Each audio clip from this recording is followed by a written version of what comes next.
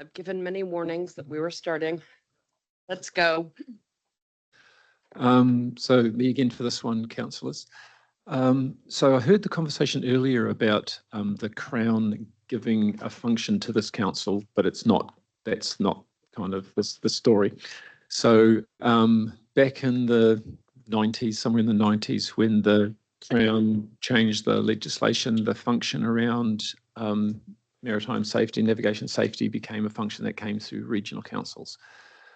In 2000, WRC asked Maritime New Zealand whether or not it would accept a transfer of function, our navigation safety function as it relates to Taharoa. The reason for that at the time, I understand, is that predominantly the Waikato region is around recreational water use, whereas at Taharoa it's simply a location where the biggest ships that visit New Zealand come in, park up by a buoy, a large significant mooring, to then have iron sand that gets pumped out to the ship, and then off it goes on its merry way.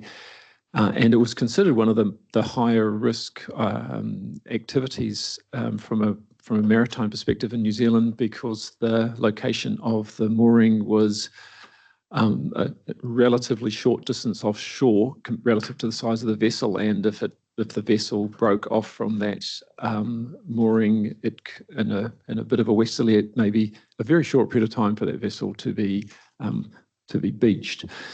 So conversations were had back in 2000 that this council really, we didn't run ports, like Taranaki and Bay Plenty and others. And so they agreed to have the function transferred to them, and they have been duly doing that function for the last 24 years. In September this year, Maritime New Zealand wrote to our CEO to say that their board had already considered and decided that they would no longer do that function on our behalf. That was a bit disappointing that we got presented with the outcome of a board decision prior to a conversation happening about it. But the agreement that was put in place back in 2000 when this council transferred the function to Maritime New Zealand was that agreement could be relinquished with 6 months' notice. So this council signed a transfer agreement back in 2000 that said if you give us 6 months' notice, then you can relinquish. And so they believe that they have been more than generous because they gave us 9 months' notice.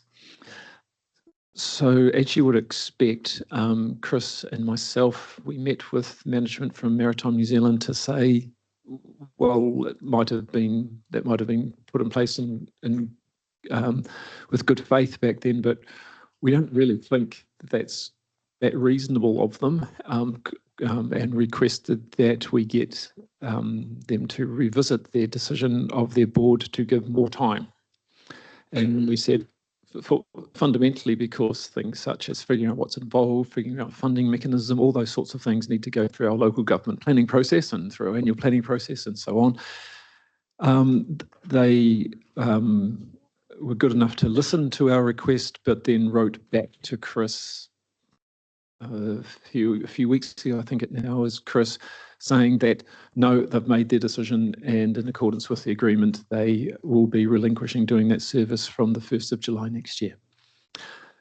So we have no experience with delivering this function. Right now, my staff and I, we don't even know what we don't know. So fundamentally, we need to figure out what is going to be involved with delivering this function. Maritime New Zealand have given us their views about what they think the functions involved, but as you'll expect that we're going to give you guidance and talk about our roles, our responsibilities, our liabilities, what insurance is appropriate, how we get that insurance, what sort of harbour safety plans we have to develop, all those sorts of things. And so this comes at a time when my entire maritime service team are working pretty much non-stop, as you'll appreciate, over the next 2 to through to the end of February really is they're all working flat out, keeping people safe on the waterways around our region, because this is our very, very busy time of the year.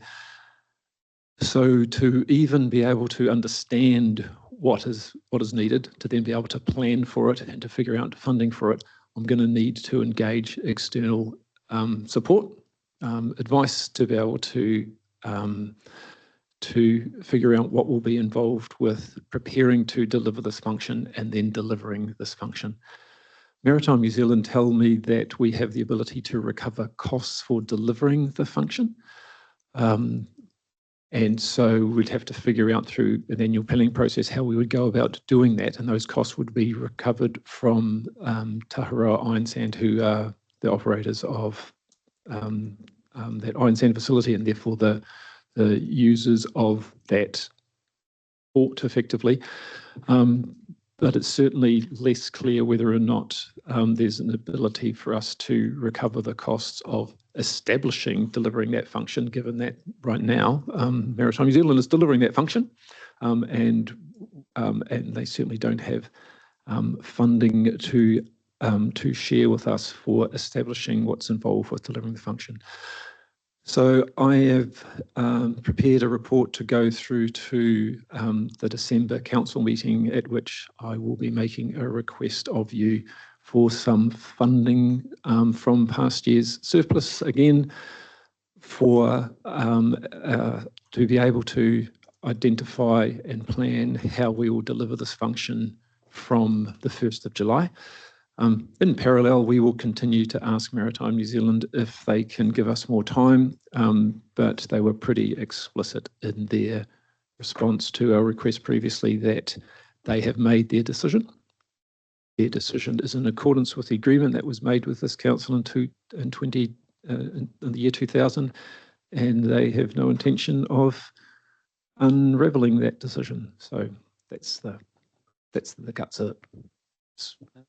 Through Chair, just if I could make one additional comment. So Maritime New Zealand we've pushed back twice in the past on this when I was in my previous role, where they've been offering to hand it back, and we've said we've managed to convince them not to.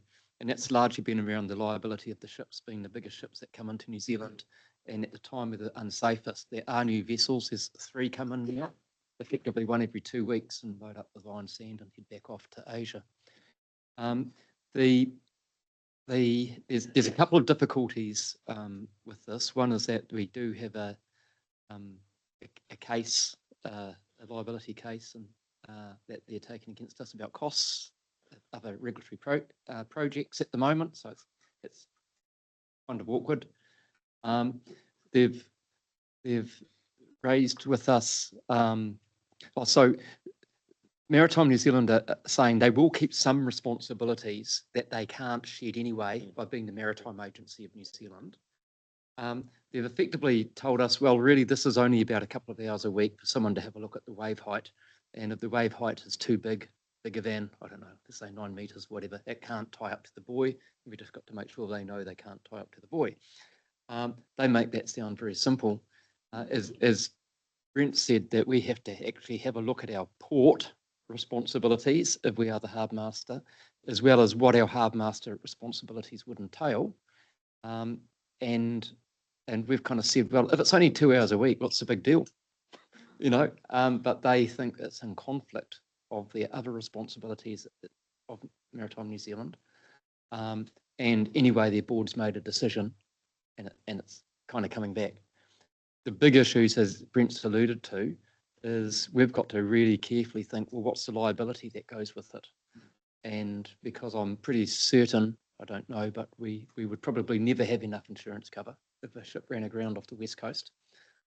It's not like the flat bottom barge that was off Westport a few months ago. And we would have to make sure we can pass on all the costs, and it ends up being neutral, because what came out through discussions of Maritime New Zealand is they didn't or couldn't, under their legislative powers, pass on all the costs. So some of these costs are going to be new, and it also is apparent that they haven't even had that discussion with the company yet. So there's a bunch of complexity sitting under here, which is kind of why Brent said we need a bit of money just to work out what is it that we need to know to inform you, and also to try and further some discussions with Maritime New Zealand, which look like they can't really go anywhere.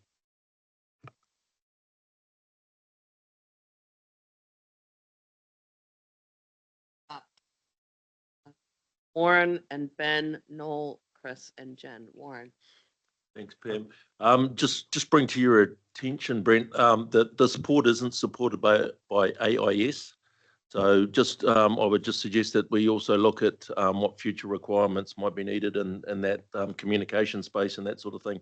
Obviously, if we have to get a hold of the vessels, know what their arrival times and all that sort of thing is, that AIS feature isn't available in that space. So whether there's some directive for us to have to look at installing and supporting that type of technology, could be more costs on top. Just a heads up. Appreciate the comment, which comes back to my comment earlier of at this stage, we don't even know what we don't know. We don't know, So yeah. I now know one more thing that I didn't know before. Thank you. Thank you. Do you think that Maritime New Zealand has been losing money in running this? Because presumably it's a budgetary thing they're looking at. It's a good question. I don't think it's about them losing money, Ben. I think they've looked at something. This is my personal take. They've been tasked with looking at things that they are doing on their books that they don't have to do. And this is something that they don't have to do because it's a function that is with the regional council. And so their board has said, let's stop doing things that aren't part of our permit or our purview, and have said that's a thing that they can slice off. I don't think I think it was about removing function as opposed to a dollars conversation. But it is indicated that money could be recovered from Taharoa for the facility, for the functionality. Do you think they're getting money from Taharoa at a sufficient level to meet their costs? I don't know, and that's one of the other things we don't know, is to get from them what are they doing right now, how they're getting it funded. We have different funding mechanisms. For example, there is a mooring there, and the most appropriate funding mechanism may be to put an annual consent holder charge on that mooring for us to be able to undertake our function. So, but those are the sorts of things that we have to look into. First off, what are the things we have to do? What are the mechanisms for funding? What are the restrictions and limitations on what we can use that funding for? Because if you're doing a recovery of costs under the Resource Management Act, there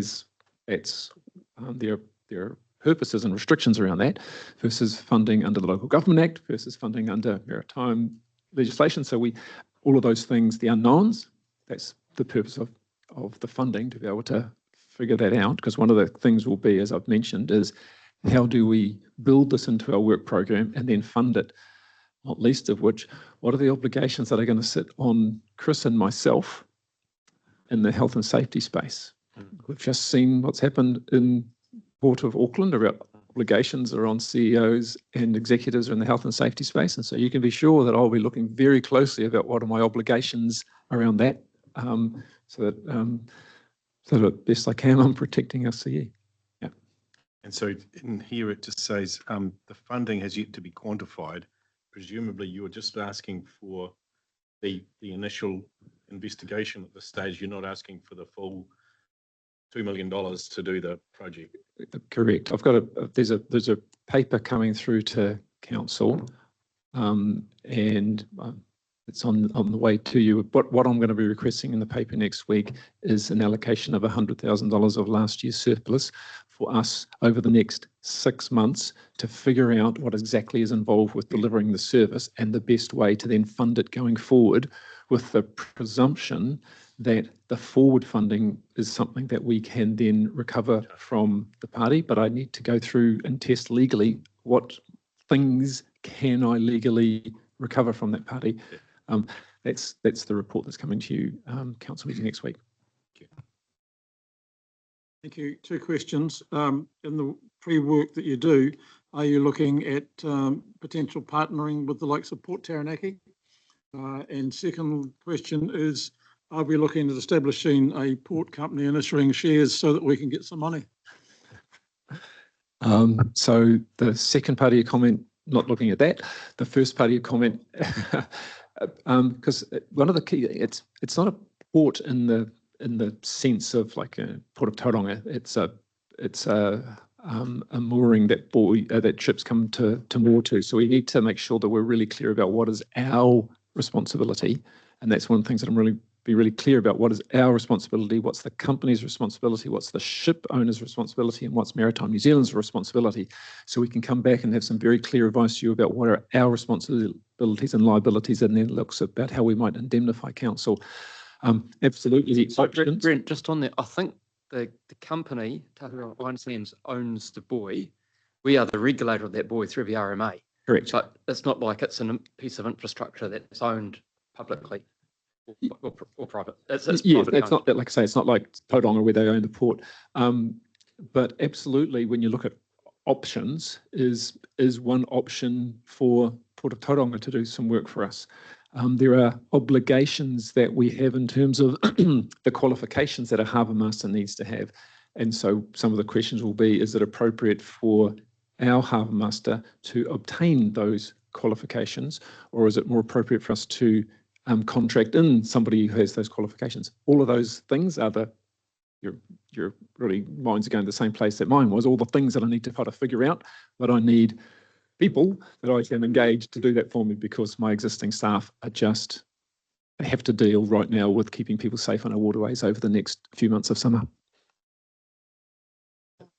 Sorry, Chair. I just reiterate, Maritime New Zealand have told us that the only responsibility we have to be this harbour master is that someone can look at a wave height, look at the weather forecast and tidal, and that's all we need to do.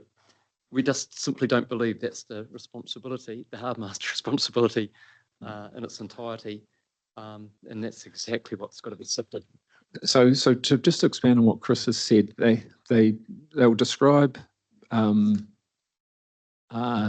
things that we could do, things as saying, oh, it's not safe for that boat to come into the buoy.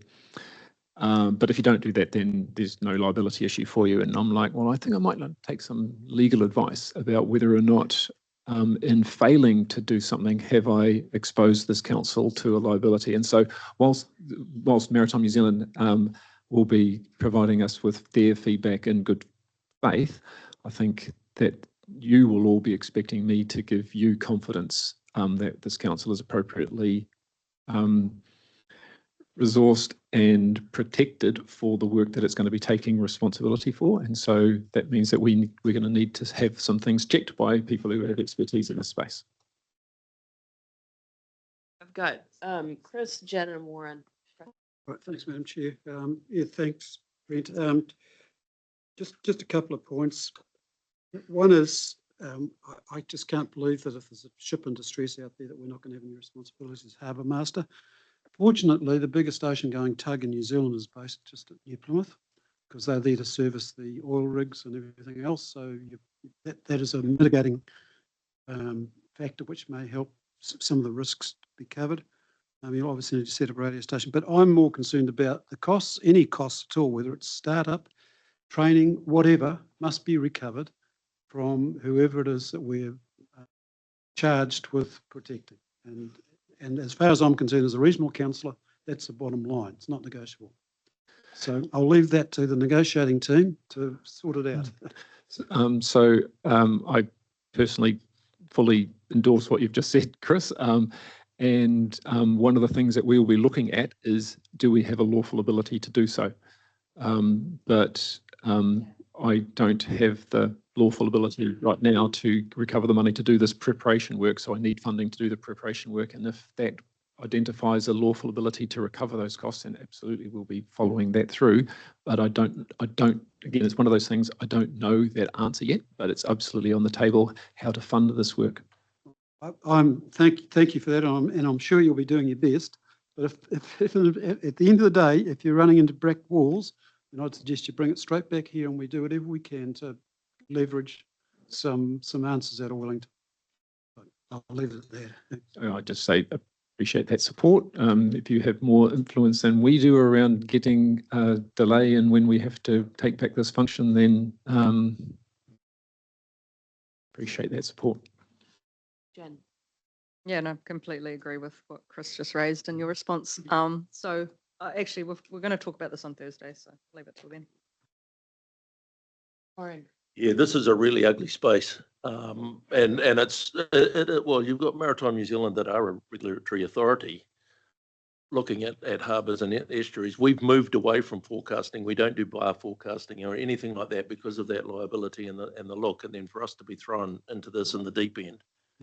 True Yeah, hospital pass. it is truly hospital, and yeah, really concerned around the liability and stuff around it. So, and fully comprehensive that you guys understand that and are certainly looking well into it as we move forward. But yeah, it's unbelievable. And Chris, I was going to mention around the tug. There isn't a tug in New Zealand that can deal with the boats of the size. The nearest tug that could deal with the boats of the size that come into Port of Taharoa are on the other side of the Tasman. So you better cost one of those. Like I say, that's where it's going to be really clear about what is our responsibility as harbour master. That's the real critical thing here, is being absolute clarity about roles and responsibilities. So we have responsibilities, I know, around developing a harbour safety plan. And so one of the things will be, okay, so what is the cost for us to put in place an appropriate 2025 harbour safety plan? Yeah. So, Okay, so what I'm hearing is general support, general sort of grumpiness that we have been served up this hospital pass, but we want to make sure we're in the best position to respond to it. Anything new? Yeah, just wanted to know, given the tight timeframes, will you find a consultant who's got the capability and knowledge to deliver something by February or March? yes. Okay. Already having those conversations. Okay, good. Great. All right, next subject.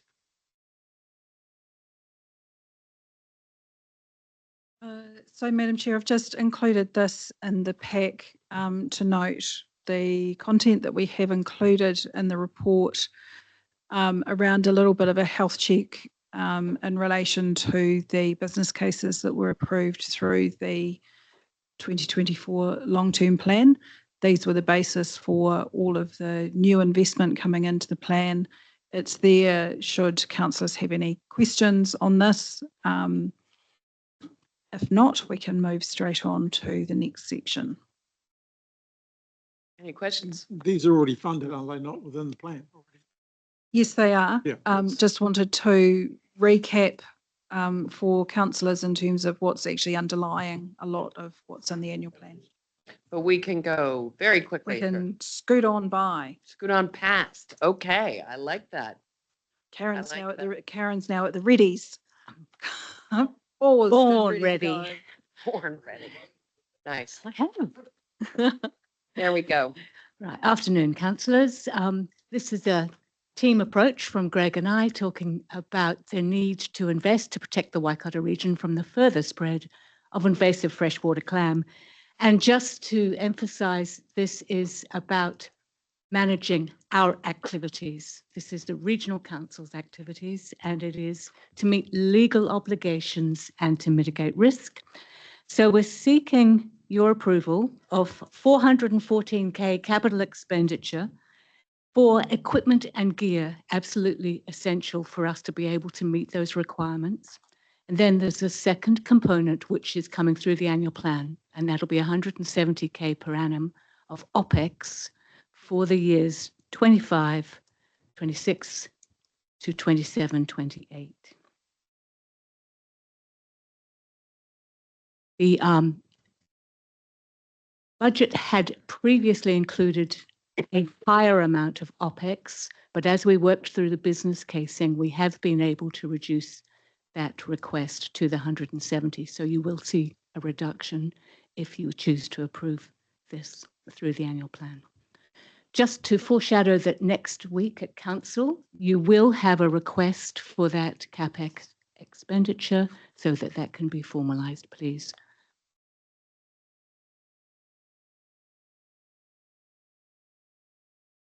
Who do I got? I've got Chris, then Noel, then Ben. Chris, Yeah, and then Stu. Thanks, Madam Chair. I'd like to turn this around the other way, Karen. We've got legal requirements to protect our landowners. We don't meet the levels of service, we get sued, their property get damaged. In this case, MPI have let us down. They're the legal, they're responsible for this, not the regional council. Therefore, I think we should be suing them for whatever it's going to cost us to continue to provide. Rather than ratepayers having to suffer the consequences of it, their negligence.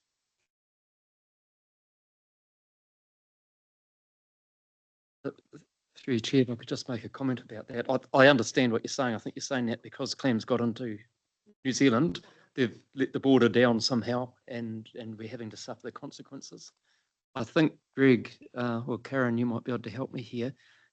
Through the biosecurity legislation that's been put in place, I think there's controlled area notices out which restrict what can happen and what we must do. And that's the legislative requirement we need to meet. I sympathise entirely with what you're saying, Councillor Hughes. In fact, the chair of Northland Regional Council invited me to a meeting with Minister Hoggard just 2 or 3 weeks ago where, amongst other biosecurity issues, this one was put to him and he just said, well, we've got no money to assist with implementation, if you like. And that was the standard response.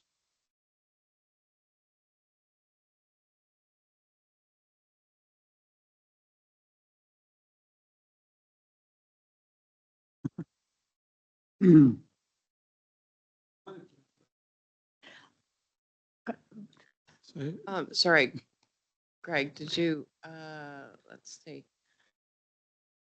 Yeah, and I think it's important to draw that distinction in terms of, yes, we do have a role in the national biosecurity system, but this is simply about us needing to operate within that controlled area notice. Just like a number of other pest species that we deal with, there are certain operational requirements. Golden clams are particularly challenging in terms of the potential or ease that they can be moved around, and the limited controls that are in place. And also the fact that at the moment they are contained to the Waikato River, so we've got quite a significant responsibility as council to do what we need to do to meet those obligations under the controlled area notice. No. thank you. I see this as another example of government or government agencies putting rules in place after people have made prior decisions. And for example, I look at people who bought electric vehicles and now having to pay road user charges. It happens. And so the government department has put in place certain restrictions or actions that need to be undertaken by this council. This is what the budget is proposed to meet those obligations under law. We've got no alternative but to do it. I think that's the end of it, really. Thank you. Ben. Yeah, I'd just like to know, what is the 414,000 capital expenditure going to be on? But what Yeah, is so we'll do a tag team doing this, but certainly one of the challenges with claims is there's a stand down period for using equipment in the controlled area notice before it can be used in other waterways. So it does mean that once you use equipment, it could be as small as a pair of waders, it could be up to other equipment, much heavier equipment. It needs to be stood down for a certain period to be cleaned, effectively decontaminated before being used outside of the controlled area notice. So we need to have, I guess, an increased depth of resourcing to be able to do what we need to do, whilst providing for those stand down period. So we need some redundancy of equipment so that it can go through its quarantine bit between. Correct. We need extra bits, extra waders. So it's not like Harry Dieback where you clean the boots as you come out. You've actually got to take the whole boat out of the river. Okay. Yep. Requires a cleaner, requires under the check, clean, dry protocols. There were some initial discussions around chemical use to help with that, although many of the chemicals recommended actually aren't even available in New Zealand. So there are other options that we've been working through to identify what we need to do to meet those requirements. And then the OPEX, there's obviously you were going to ask for 270,000 per year until you found your 356 for this year. Is that now then being spread out over the 3-year period to reduce the OPEX? I think our OPEX request has been reduced. So it was sitting at 356. It's been reduced to 170 per annum, just by really testing what the elements of the business case and making sure that we are doing, I guess, what is necessary, but also taking quite a measured approach in terms of longer term commitments. Except the 356 is only for the 25-26 year, but the OPEX is for 3-year period. So how is that? So I think there was originally, it would have been budgeted for all of those years, but obviously we're just dealing with the annual plan during this discussion. That's right. And so for this 25-26, there was that amount that was identified for the annual plan, but that would be expected to continue on, whether it's 400 and something or 170, so 356 or 170. So there's going to be another request for 170,000 for the next following 2 years that will come up in the next. Yeah. And is the OPEX for additional staff or just operating? Where does the OPEX arrive? The OPEX is for contracted services. So that's to provide training and education to our staff and to have the project manager to ensure that we're liaising with NIWA and MPI so that we can continue to improve and get this right. So it's a new staff member? No, it's contracted Well, support. a contractor for 3 years, basically. Yeah. And to bring that into business as usual.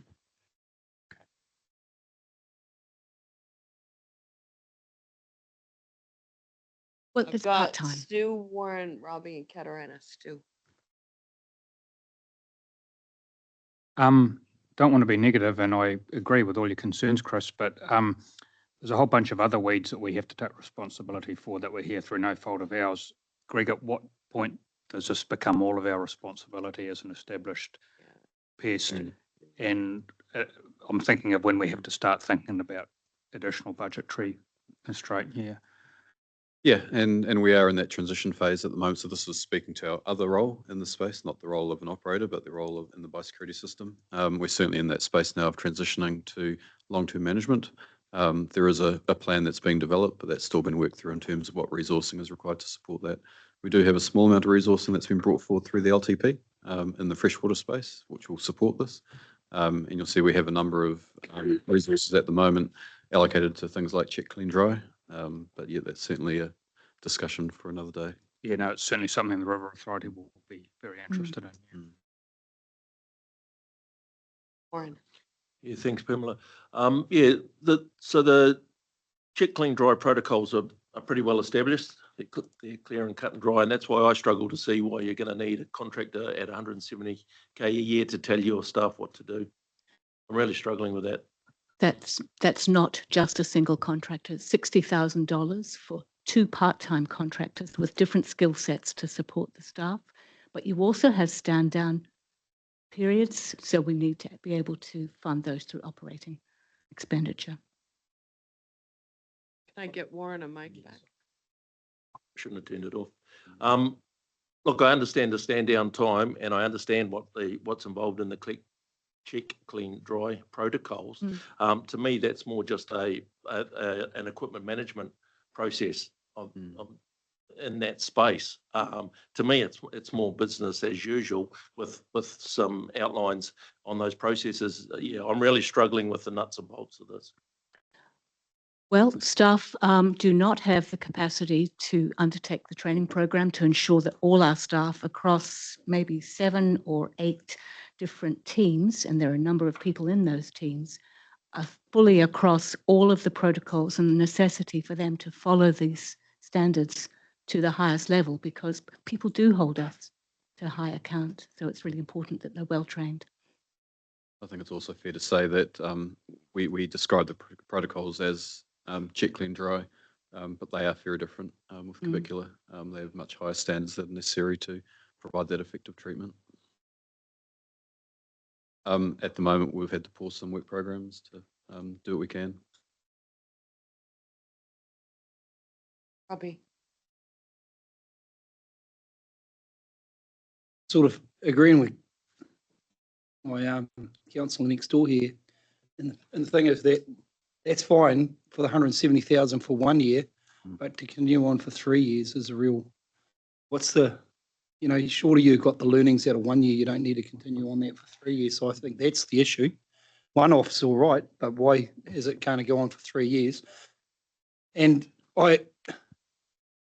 business as usual, if it's working in that space, I hope you're not going to shut things down that you can't go back into it, even though that's going to go back into that water got to go back in the water the next day, of how that schedule is going to work. Because if it's going back in the same environment that it came out of, why would it have a stand down period? So it's understanding how, is there I don't know, I'm getting into the workings too much of it, but I think that's a real understanding, you know, why is all that needed when most of the time them assets are going to go back into the same place?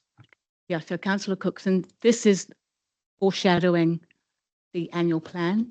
So what we've got is 170 for the 25-26 year that's been requested. Then there is a period of review each annual plan afterwards, but that is what is being put forward right now. But we're still learning about how do we do this really well. And so we might well be ace at it by the end of this next financial year. So we can come back and check in with you at that time. But this really is for the 25-26 annual plan. Katarina. Kia ora. So Greg, as you know, we've been involved in this from the time it was advertised confidentially, and of course, so my question is, it's been here for a while. We haven't put a lot into it, money-wise. What has happened in between from the time we found it to now? Have we managed to lessen the amount that's here already? If we haven't, what on earth do we believe can happen in the next couple of years? That's a worry. I mean, we've just closed down a goddamn park in Te Whatutoa because from the time they found it to now, they can't eradicate it. So I worry about the money we put in if we haven't done anything for the amount of time that we found it from day dot to now. And we did that with no money, but we did it with a lot of capacity and resources of people. All of the iwi jumped on board along the river, MPI, we did. What have we done and why do we need this? Yes, I guess we're getting into two different areas again. One is our operational responsibility to be operating within the controlled area notice. The other is our role as part of the biosecurity system.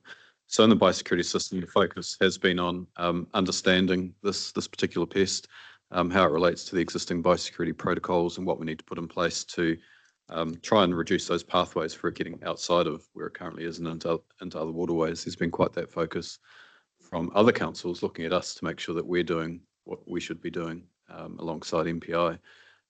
There's been a lot of focus on public education, so certainly along the river you'll see a lot of material that's been provided in partnership with MPI to make sure that river users understand what we're dealing with here. There have been some trials as well because we are quite ingenious. So I'm looking at, for example, we had a situation with wakeboard boats moving from Waikato to Waihaupioco, and so MPI led the trial of a flushing process that was actually out at our Northgate depot last week, just to understand what kind of impact that would have in terms of a control means. But I guess in answer to your question, the focus has really been on understanding this and helping to develop that plan for long-term management because it's not going anywhere. There's very few examples of anywhere it has gone anywhere in terms of being eradicated. And in terms of our work program itself, we've just simply had to adjust our work programs in the short term to meet those requirements of the controlled area notice. So it has limited what we can and can't do. As you said, Robbie, it's all about materials that go from one way to another. And so it has reduced, I guess, our efficiency in delivering our work programs.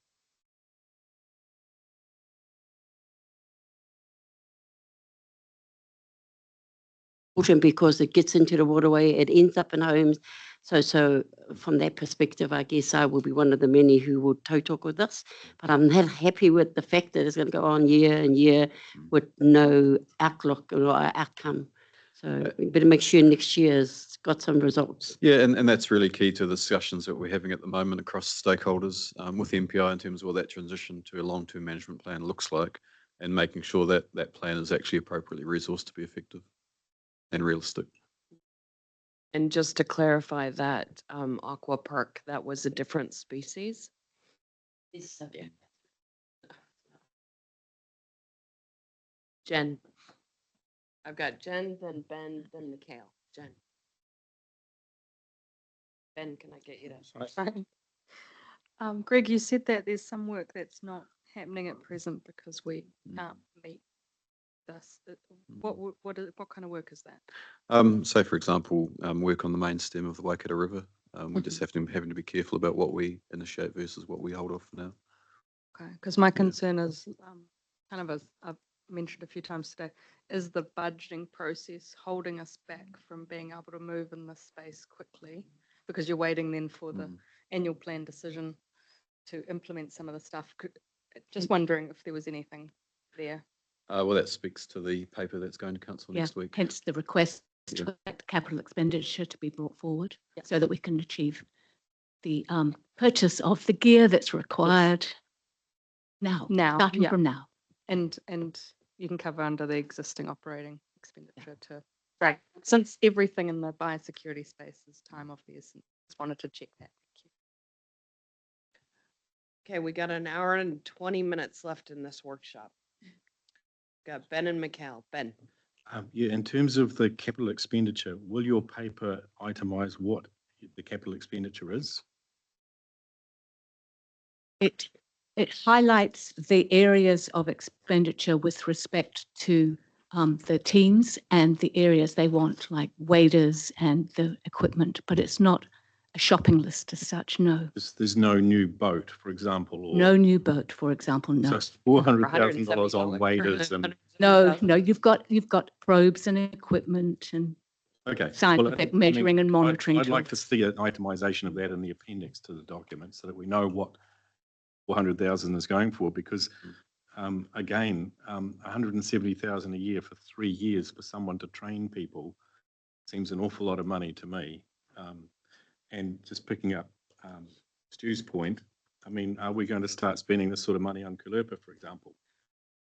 We can start expanding to where we actually are responsible for all these things. So, yeah.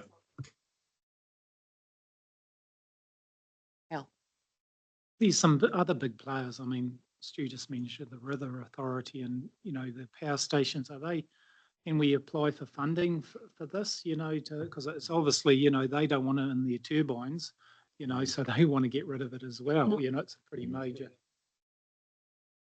It's about our activity. It's not about us managing what's in there. It's about us managing ourselves, managing our activities so we don't risk spreading it further, so we can contain it to where it is now. It's like our health and safety obligations. We don't outsource those to someone else to do We for talk about us. collaboration all the time in here, with different entities. I mean, these are entities that have all got a vested interest in the river, including iwi, so, is there, everything's kind of put back on the ratepayers, and whether it's MPI or central government's responsibility and stuff like that, it's just, I know it affects us in a great deal, as Katarina said, we're up the top end and it is in, where a lot of power stations is, but yeah, how far does it go? And how far do we go on to other entities as well? If I could put a different spin on that, I think the opportunity is to collaborate with the other river users to understand what they're doing, what their challenges are, and see if we can learn from each other. For example, we visited Watercare down at Tuakau recently to see what challenges they've got. They're having to deal with this in terms of maintaining their filters, in terms of managing their waste. And so there'll be learnings that come from them and other river users that will help us and vice versa. Through you, Madam Chair, what I'm hearing from councillors is that you understand the need that we've got legal responsibilities, and as Chief Executive, I cannot advise you that we should be breaking a controlled area notice. We have to find a way that we can do our job and our responsibilities within it. But what I'm hearing from you is you're not convinced by the argument of why we need that amount of money for which equipment with those people that we need externally to help train us up for a period of 3 years. I hear that. What I think we should do is bring that back. And we'll either have a convincing argument or we won't for the annual plan discussion in February. But I think there's a fundamental issue that's not been addressed or fellow councillors are confused about. There's our responsibilities under the area notice or whatever of what we must do to comply with the rules that have been set in place. That's what we're trying to address today. We are not trying to deal with how someone else is doing it. We can learn from them, but they've got their own responsibilities just like have been imposed on us. So eradication is a different issue to complying with the standards that have been put in place. So that's what we need to address today. Absolutely. And as a CE, my advice to you is we must do. The standards for us are the same as everybody else, but the stakes are higher. If we're found to be the people who have been moving the clams around the region, that does not look good. We already know, I mean, I've heard that the Northland Regional Council, they've heard that Biosecurity New Zealand's not going to do much to keep their Kaiwi lakes up north clean. They're looking, they're going to be saying, I know they're going to be saying to us, what are we doing to stop as a council to make sure we're not doing anything that will engage the movement of. Yep. So that's what I'm saying. I think we need to come back with more convincing argument about how the money will be spent. Well, I think, the money has been explained in the papers, and we can indeed, when you get the papers to your council meeting next week for the 414K approval, that will be there. Okay, given what we've heard in terms of a more convincing argument will be brought back, is there anything you need to add?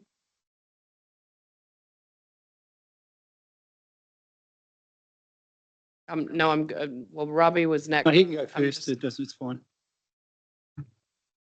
Just clarifying, the issue for everyone is whether we need to spend that much, not do we need to comply with the notice, correct? Because if there's anyone got questions over whether we need to comply, then we've got serious problems.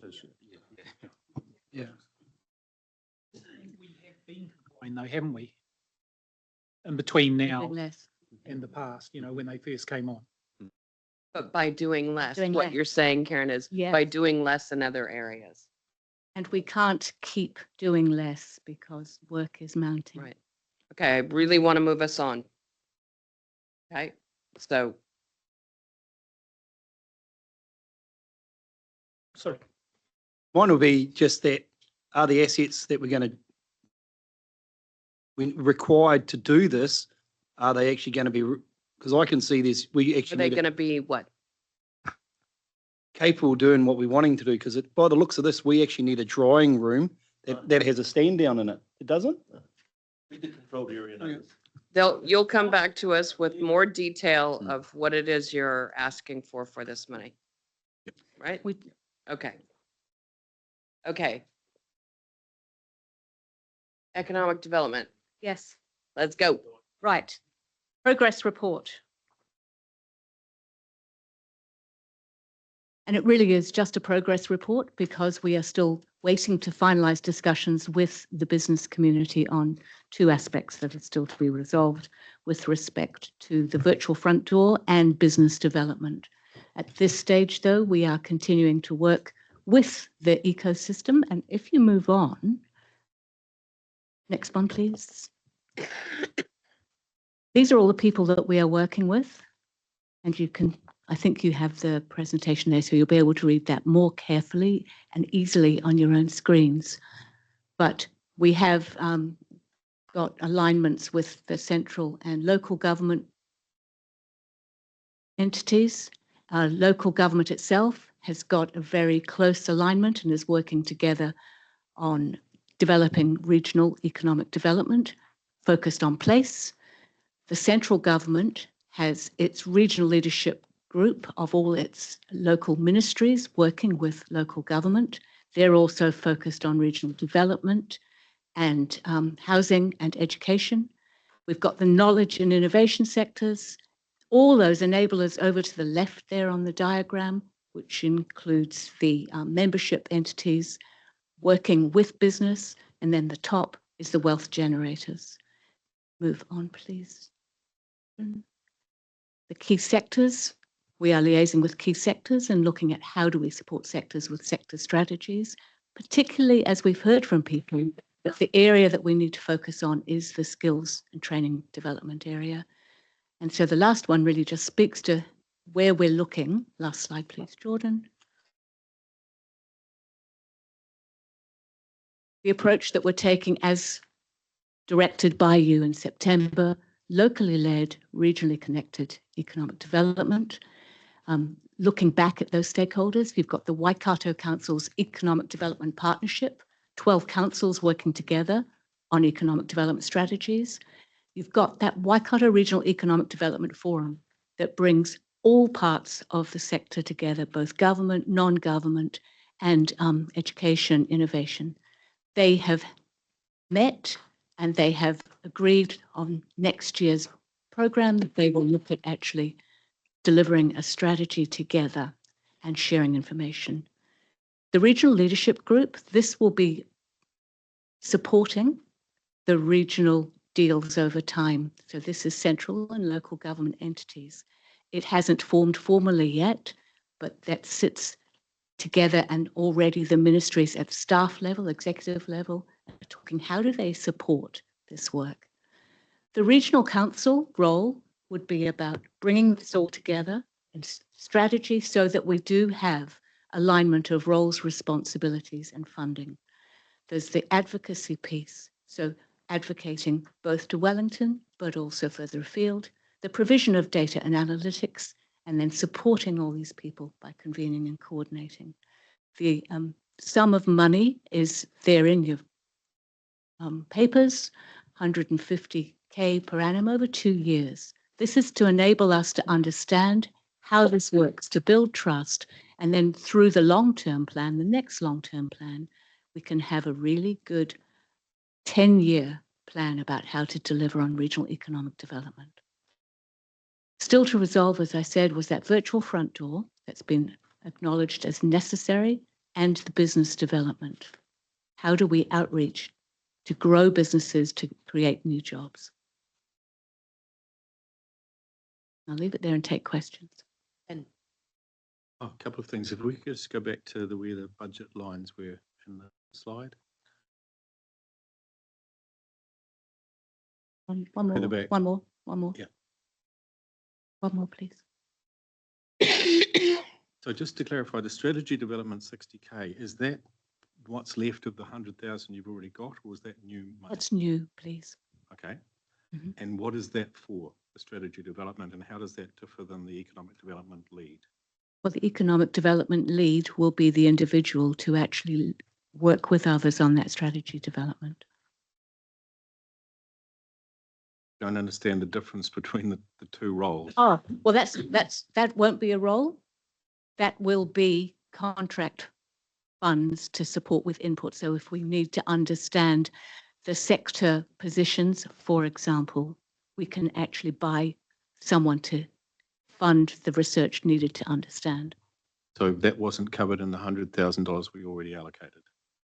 That's been doing the regional economic geographies. Right, and we'll use all of that for that.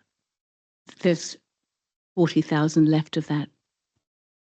Right. But that's to take us through. We've still got more work to do over the next 6 months. This is for 25 to 26, yeah. Right. And this will also support with what other projects that we need to deliver to actually change the job opportunities in this region. In terms of the virtual front door, is that something that would fit into the data and analytics role, or is that something separate again? That's the equivalent of the waikato.com website. Yeah. But I mean, what is the approximate costing of the virtual front door? Do you have any idea? No, I don't at this stage, because we're hoping that we'll be able to pick up an existing website, Right. which will then be populated by staff that are in place now. Good. Oh, that's fine. That's all for me.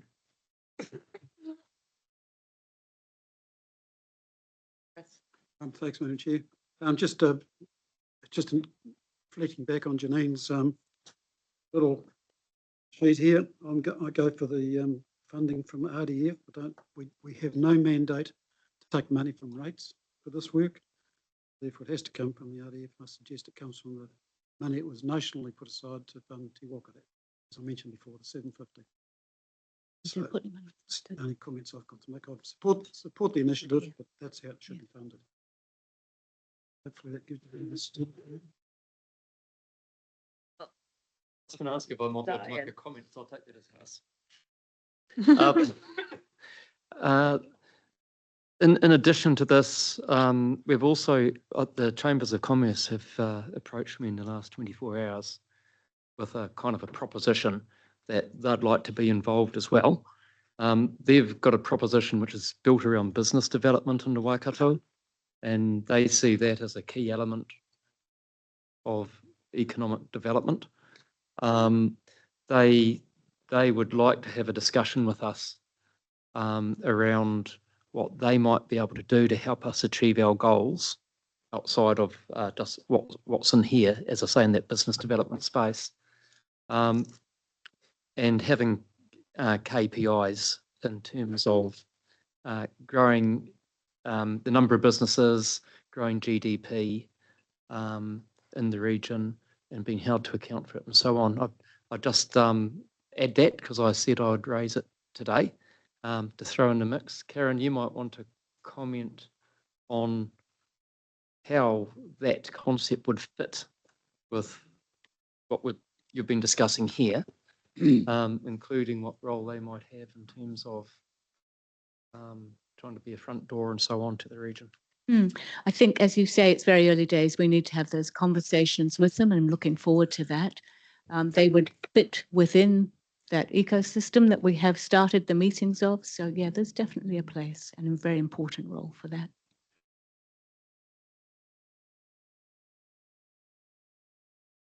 Thanks. Could you just clarify to Chris's question or comment around where the funding comes from? Thank you. I get a. Yeah, so it's referencing the document that I sent. Oh, sorry, I hadn't looked at that one Yeah, yet. so That's today. where I was asked to identify those key matters and potential Yes. funding sources. So there's a menu of options there for your consideration, be it the general rate or UAGC. UAGC being related to people, or just acknowledging regional economic development. This is very much aligned with, I guess, what council was trying to achieve through the Regional Development Fund. You do have money sitting in reserve for that. That may be an option available to you. So it's a little bit of a in your hands, Right. but just that those range of options to consider funding for this. Yeah, so thank you. It's really just from the discussions we had through the long-term plan about the intention of those funds that I would lean towards the investment fund reserves. So my question was, yes, this being the annual plan, as I understand, then the role would start in June. We kind of talked about earlier, is that right?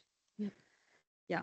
So I would really like for councillors to consider allowing Chris and Karen to bring forward that role into this financial year, so that it could start in February. So coincidentally after some other work is done, but to allow, well, for the councillors of this triennium to even see any fruits of this work this triennium is one thing, but also for the external community to see that we are moving at pace in this space. There's a lot of pain out there. And so I understand that if we were to do that, we would, well, I'd just be interested to know how we would do that. Would we be able to use those same funds to be able to release them in this financial year as well as in the future? Or would that have to be done in a different way, accounting way? It could be done through a separate report to council, or it could actually be done as a decision in February. I don't think you've got time actually between now and February to be making that decision, but if you, Karen's obviously been doing the business case behind this funding. And so you would, I think, take that decision in the context of that business case and maybe bringing that forward. Yeah,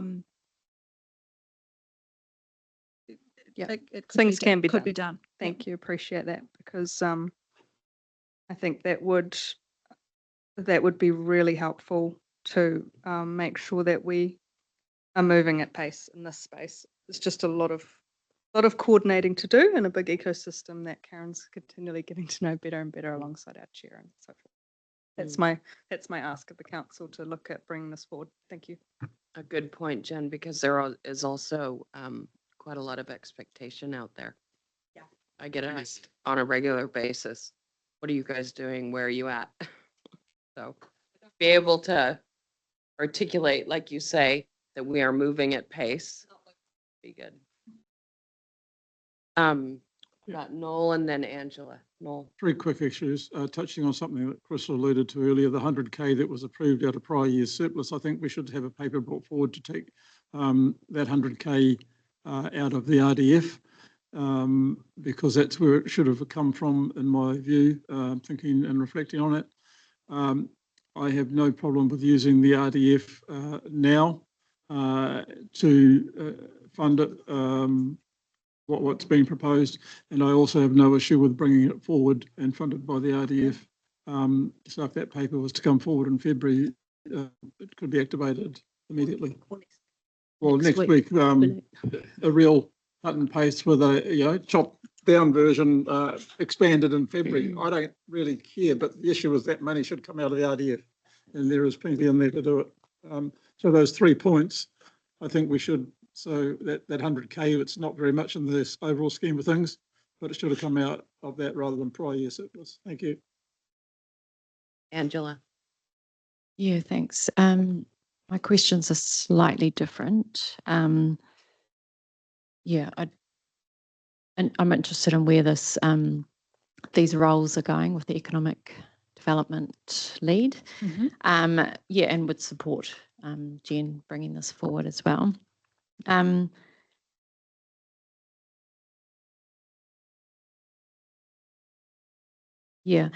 think it's interesting with the chamber conversation.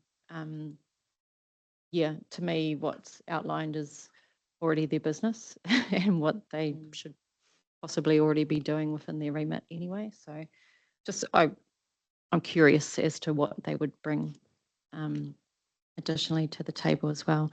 And then Janine, my question would be around the RDF.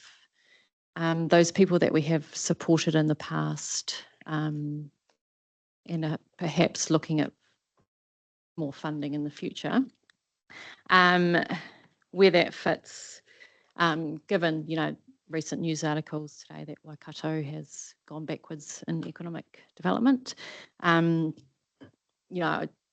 always been a strong believer that a diversified economy is really good for the Waikato. And, different industries offer that diversification. So, just really interested in where we see those other funding applications maybe fitting into the annual plan moving forward. I can be really clear. There is no regional development fund anymore, and there is no place for those people to apply to us. I guess a product out of some of this work may be consideration of a mechanism such as that being in place again.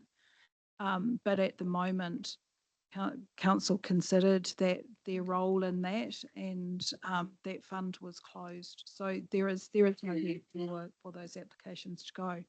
What we're left with is the residual from what was the RDF, which I think the conversations with council were very clear that my advice was pretty clear. Those funds should be, if they were to be applied to anything, they should be applied in line with council progressing regional economic development. But I think that's in this conversation, it's not the availability of grant funds that were given under a previous RDF policy. I guess my line of questioning was more along the lines of lots of people are doing different things. How can we maximize what they're all doing and bring some more alignment, which I thought I understood was part of what we were sort of asking or moving forward, but I might have got it wrong, so. No, and that is exactly what we're aiming to do with this investment. And the strategy development will tell us where we might then make bids for funds for council to consider. But it would have to be linked to those clear objectives with outcomes as the descriptor of where we're heading. Chair, can I just clarify, my focus was on the residual funds, not any grant funds, which is one and the same. All right. Have you gotten what you need out of us? Not really, sort of. Enough to keep progressing, and we will bring back more information about these conversations we're having with business.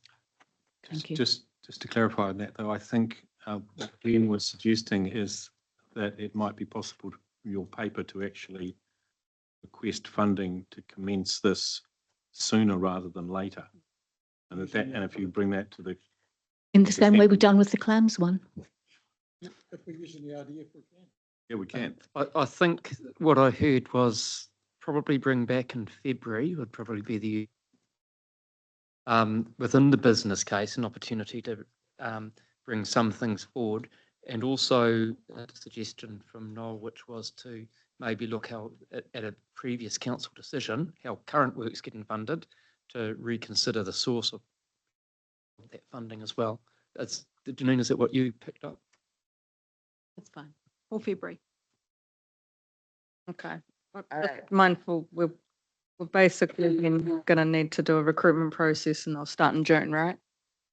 Or, because if we're only deciding in February, I was wondering if there could be an addendum to next Thursday to request for that fund, and then we can start recruiting after, pretty quickly in January. So I'm looking to you, Karen, because that is the only alternative to February would be to do it at next week's council meeting then.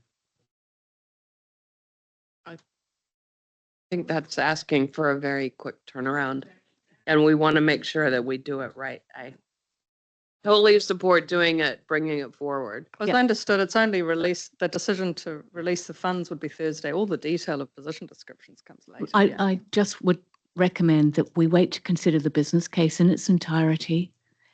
And we can certainly continue with the work. We still have the money that was allocated, so we can continue to do what needs to be put in place so that we can hit the ground running straight away after any formal resolutions of council are decided. All right, where to next, people?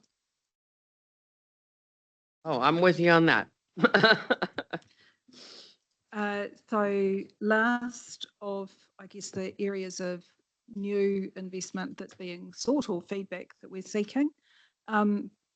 Just after this, just to signal what's left, because I know it is getting late in the year end day. The remainder of the presentation is the other more minor budget changes that are reflected in there. So in your hands as to how much detail you want to go through on that. How much detail would we like? You do it properly. Yeah. All right. Okay, I'm just covering this one on Neville's behalf. So this is a business case for a fixed term role to provide process management expertise to support the business process management project. And that's aimed at improving our process management maturity across the organisation and implementing an organisation-wide business process management culture. I guess the key to business process management is it's necessary to ensure that we have consistency in how we work, the steps that we follow in our everyday work, reducing inefficiency that results from staff, especially new staff, not being aware of the correct business process. It'll assist us in our ability to measure our performance across those business processes and identify opportunities for productivity improvement.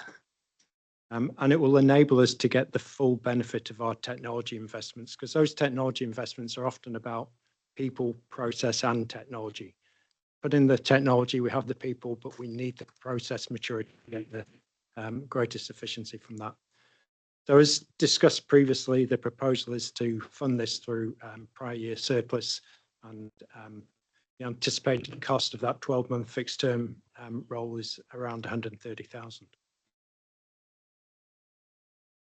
No.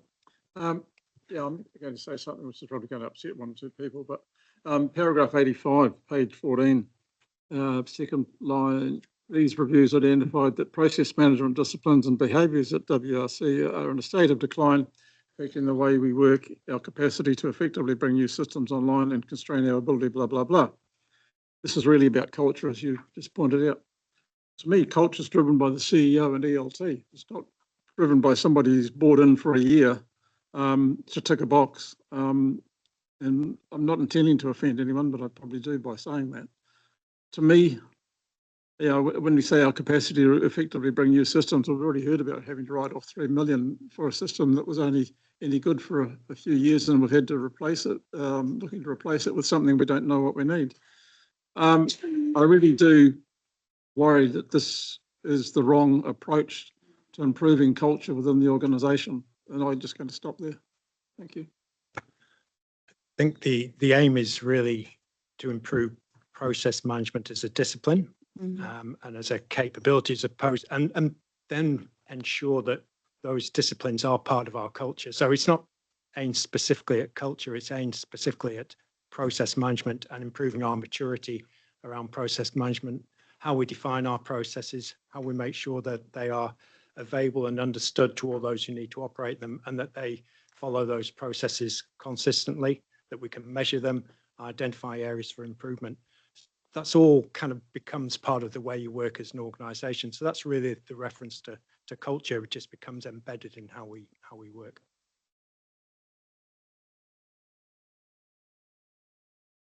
Sorry, Jen, can I get you to? I managed a new process into the Ministry of Justice probably 25 years ago now, and that took several years, or a couple of years, you know, to effectively get it embedded in the culture. So I just don't see 1 year, one person as an organisational wide issue. So anyway, I said I'd say no more. Chris. Thanks, Madam Chair. John, just a couple of quick questions and then just some observations. Do we have systems process manuals in place for each job description within the organisation? No. Okay. And well, I would have thought that was a pretty good place to start, because I don't know how you capture your IP if you haven't got manuals and processes described, written down, so that people have got something to read to follow. Sorry, I thought you said system process managers. We have management capabilities. So we have processes defined, and they're mapped out, and they're enabled through a process management tool called ProMap. So we have mapped out processes, but they're not necessarily, what this refers to is that a lot of those processes aren't maintained. So people come and go, new people come, they're not aware of where to find those maps, and they're not necessarily maintained by the process owners, the people who should have oversight of those processes. So are those maps supported with a manual? Those maps really are the manual. They're the ones that define the steps. So this person's job will be to update those maps? It will be to ensure that we have the mechanisms and the governance to keep those processes updated, as opposed to necessarily they'll be the person going through and updating every map. But what we need is to make sure that we have, like I say, the governance, the oversight, and the ownership to make sure those processes are maintained and kept up to date and communicated. Okay. So my next question is, do we have business analytics in place which will identify where processes are not being completed efficiently? To varying degrees. So we don't have a lot of business analysis expertise throughout the organisation. We don't have a team of business process analysts. We have, in very different parts of the organisation, we have very good business analysis and business process understanding, and in other parts of the organisation we don't. So we have pockets of really good process management, and we have pockets where there aren't the resources or the structures in place to do that. It's variable. So if we don't have that in place, how are we going to measure the benefits that are being created by this person coming in and rewriting those maps? Yeah. Part of the intent of this role is to, again, to enable us to better measure those things, because, without consistency in how we operate our processes and without being able to measure our processes, we can't really track performance or look for opportunities to improve. So that is all part of the scope of this project. Right. So my final point is that, to me, that this is there's a potential future benefit from this expenditure. Therefore, I can't see the logic in using past surpluses to fund a future benefit. It should be paid for by ratepayers going. Okay, thank you.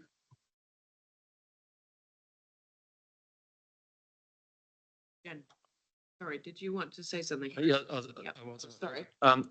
That's Why you were looking at me. Yeah. All right. I think that's an interesting observation that you just made in terms of the funding source. I did wonder why you said no, John, when Chris first asked the question, but it was a missing bit, getting the wrong word at the end of it. I was going to say that's why we have ProMap in the organisation and so on, and we certainly all get updates that things need updating all the time. I just want to respond to Councillor Smith's comment, and I do understand why you said that, given the way it's worded. I think the way that what we're trying to do in the executive, and it's the same in the change management space, we have done change, but we need to up our game. We need to get it to another level. I think we're starting to recognise we've had some deficiencies, and it's bringing in people with professional expertise who can help us up our game to get us to a much higher level, and that's what we're trying to achieve. Okay, we got about 22 slides left and 45 minutes. Jen. I recall the risk and assurance meeting where we had the deficiencies laid out for us in one of the reports. So I'm seeing the link between the action plan that's part of that and what you're asking for here without remembering all the detail. But I do recall in that meeting thinking we really do need to make a step change in the project management to get more consistent across the organisation. And if you say that this is the way to go, then we certainly need to do something in this space. I totally support that. And the benefits will come. This, I believe, will pay for itself if you look at any budget that you don't want to have blowout because it wasn't scoped correctly or there were variations or whatever else these projects tend to have. Better adherence to process by all of our staff that are running projects will have benefits.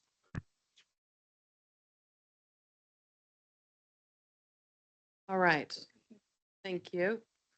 On to. So as I mentioned, the next lot of slides, you want to stay, John? Working through the groups of activities, just to highlight the changes in the budget that were baked into the LTP. So just to be really transparent on that, and then noting anything that has changed for 25-26 since the LTP and through this annual plan process. So yeah, just stepping through goer by goer. In terms of customer, community and services, so again, John here for Neville.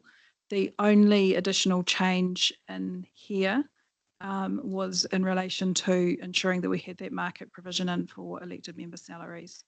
But there are some other costs that were included in that baseline LTP.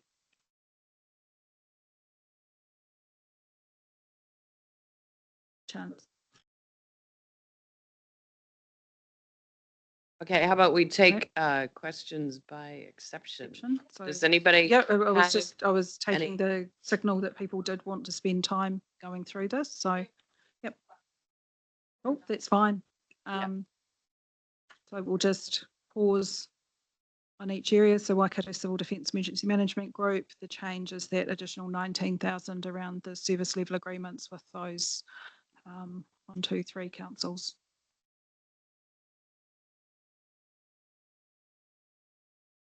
Nothing in terms of regional hazards and emergency response.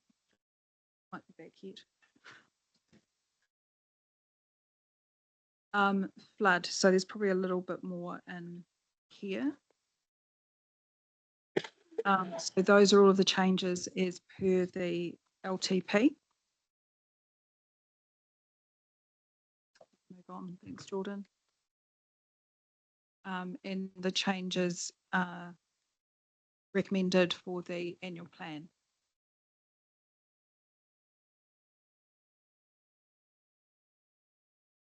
Any questions on those? No. All right, You wanted them and now. next page. Yeah, Next I do page. on the Wharekawa piece, but not. So can we go back? Just go back one slide. Just to check. No, sorry, forward one. Yep.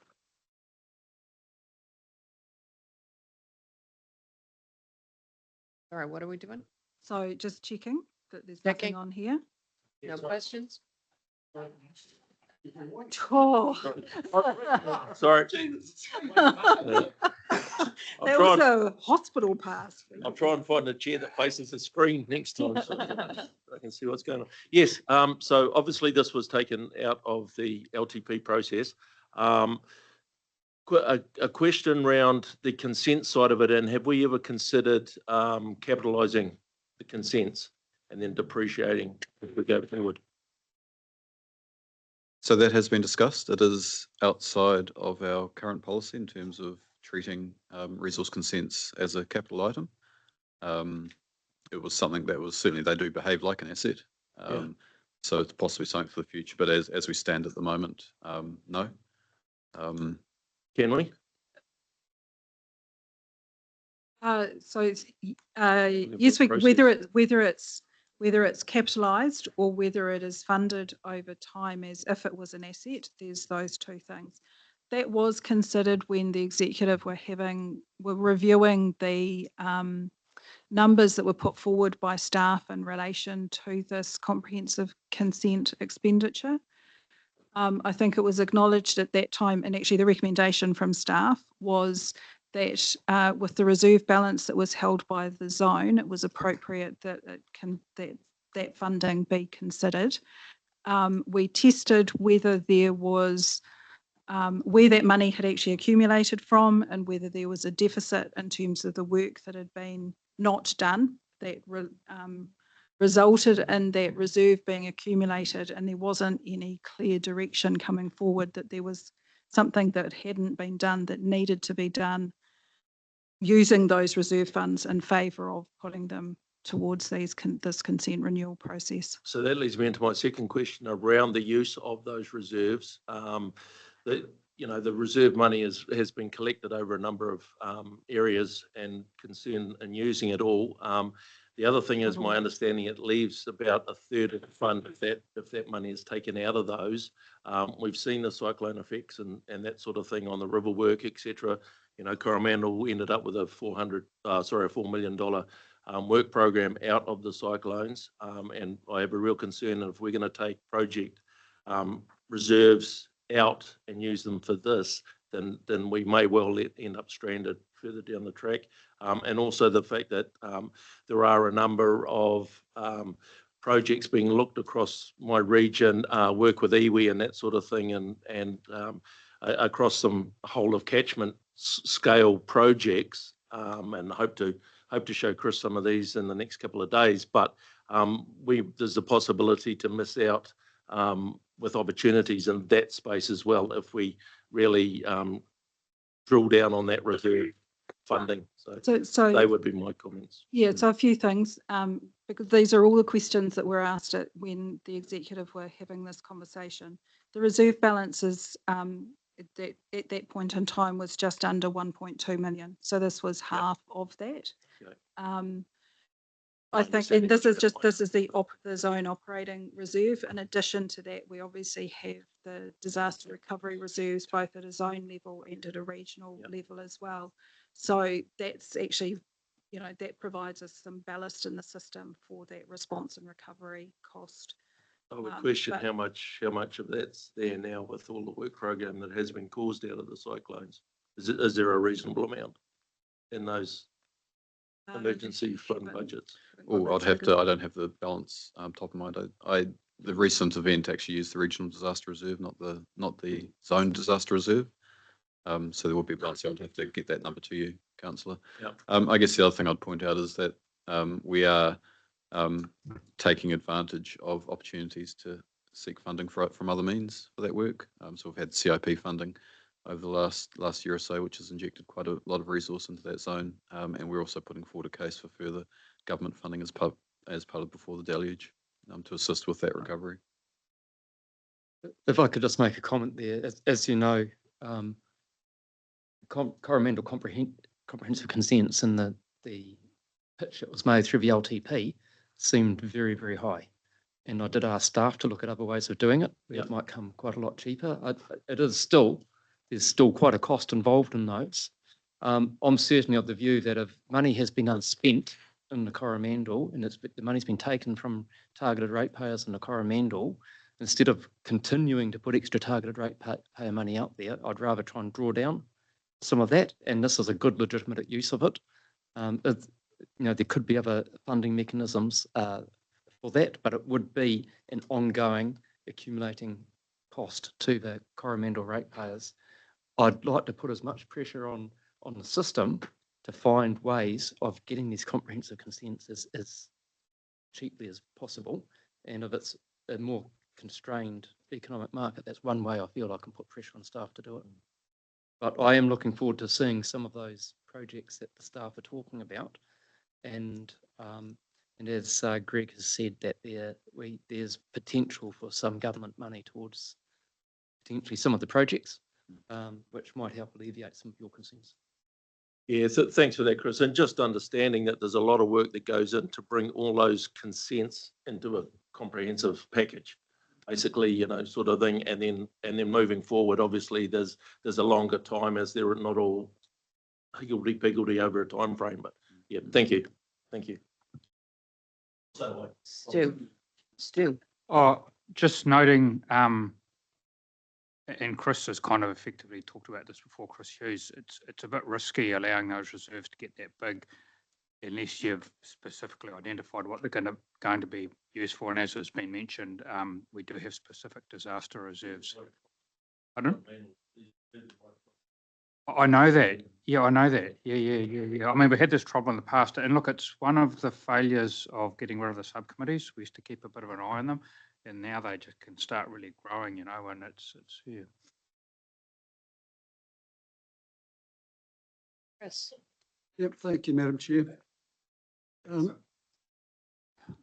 Well, there were a few subcommittees that let them get out of hand too, I might add. Chris. Thank you. I recently met with the representatives in the Office of the Auditor General who were doing some work on following up on our resilience to how we saw the resilience to our disasters. So part of that, I was lucky I was able to share something with them which Greg and Lisa had given me, which identified the difference in accounting policies between, and this is totally boring for the rest of you, I know, but some of us have an interest in such things, between three different councils who Greg had identified, and that was relating to catchment assets. So that led into a further discussion about treatment of consents. So I suspect we may get some direction back from the Office of the Auditor General, if they were listening to me, as to how long-term consent should be treated on a common basis throughout New Zealand. Yeah. So. All right, by exception. Next page. Jennifer. Yep. So the co-chair of the Wharekoa Post 2120 project, and through the long-term plan, you would have heard a lot about how we want to set up a targeted rate in that area through consultation. Yeah. And I'll just call on the people, especially who were at the community meeting a couple of Saturdays ago, and that was Ben, Warren and Robbie. Thank you very much for coming. At that meeting, it was quite clear that the community is fairly open this time around to having that targeted rate. And one other thing that came up there was that there is another benefit to having the rate struck. They are currently the only geography in our area that would not have access to the disaster reserves due to the fact that they are not rated. And so I think it is on us to try our very best, should they agree formally through the annual plan consultation to have a rate, to do what we can to bring that in as soon as possible, as in the 1st of July 2025, rather than what was proposed in long-term plan, which would be 1st of July 2026. Yeah, so I see nodding by the people who are around there as well, but keen to hear what we can do for this community, yeah, for our processes. So if I can respond, I mean, that's the feedback that we've heard, and Yep. so we're ready to go with a phased implementation if that's the direction from council. I'll just note there is a conversation, and I've only sort of just picked it up quite recently. There's the rate, but there's the actual underlying funding policy in the targeted versus general rate share there that needs to see the light of day as well. Because I understand that's coming through as a 30% general rate contribution, which is higher than we have in other parts of the region. So happy to proceed with this. We'll bring it back in February, but we just need visibility for all of council with that element of it as well. So every ratepayer in the region Is contributing to into it. 30%. And that's fine across all of our flood protection works. That's the case. Yeah. There's been work done in terms of the rating classifications, but the rating classification shouldn't be determining the general rate contribution to it. They are separate matters. Yeah. So that just needs to come back around this table for discussion. For discussion. Okay. That's So great. we can discuss that. You'll bring that back and we I can think discuss that it can in come February, back as part of the February discussion. part of the Cool. February discussion. Yeah, for me, it was really just, or for us, I think it was just about, can we strike the rate in 2025? And are you comfortable with the way that you have to ask the questions in the consultations so that we can make that happen? And my last thoughts was, my impression was it's even if the amount that is initially charged, which can obviously be changed then over time, was to be lower just to get it going. That would be the way that the community kind of gave us a sense would be all right to go. Yeah, and I think at the moment we're looking at a fairly modest work program of about 150K. Yeah, 150K, I think which so. is, yeah. All right. Thank you. So it'll come back. We've got 30 minutes left, people. So anything else on this slide? Agree. Anything else on this slide? Nope. Next slide.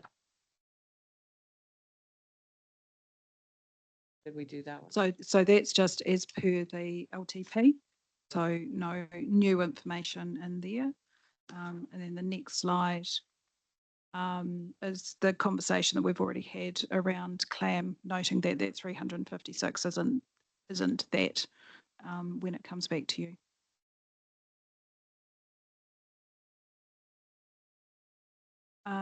Transport. Any questions on this? So Yep, that's Doc. as per the LTP. This one.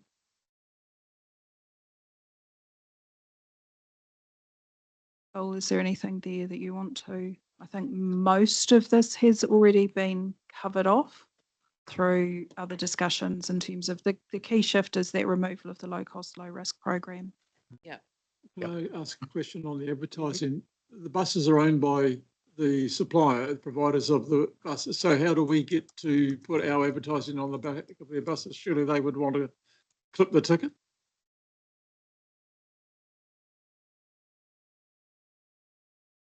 So just quickly, the contract we have with all of our operators includes a clause that we reserve the right to run the advertising on the back of those vehicles. We've not activated that previously. So they have an arrangement with advertising companies and they organise that themselves. What we are doing is switching to activate the clause in the contract whereby we commission the advertising company and we run that. And what will end up being is an arrangement related to access to the depots so that work can happen safely on the back of the buses based on our requirements. So the operator enables us to have access to the vehicles to do that work. Okay, thank you.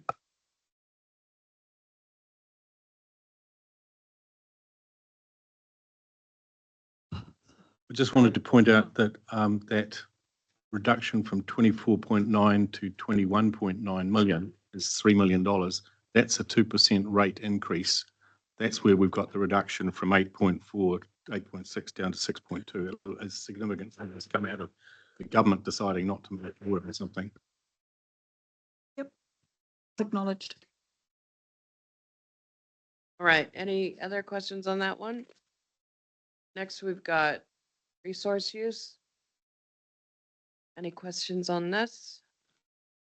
So probably the biggie in here is just around the Iris Next Gen program with some delays in that.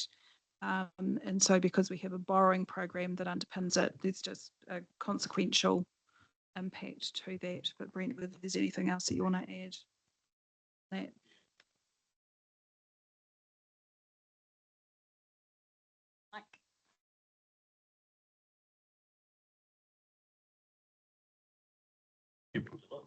Yeah, so it's some change of total costs. It's a phasing. So next year's costs will go down and then the costs will go up in later years. But as Janine says, that just impacts on the when the borrowing is done, which then impacts on when the repayment happens. So less cost next year. You see the 200,000, that's what I mentioned before about that was for central government system. They ain't likely to do something next year. So we've taken that money out. And the last one there is net neutral, more work in that space, but all funded by the territorial authorities. Sorry, Brent, while you got the microphone, is there a risk to that funding from the territorial authorities with some recent government announcements?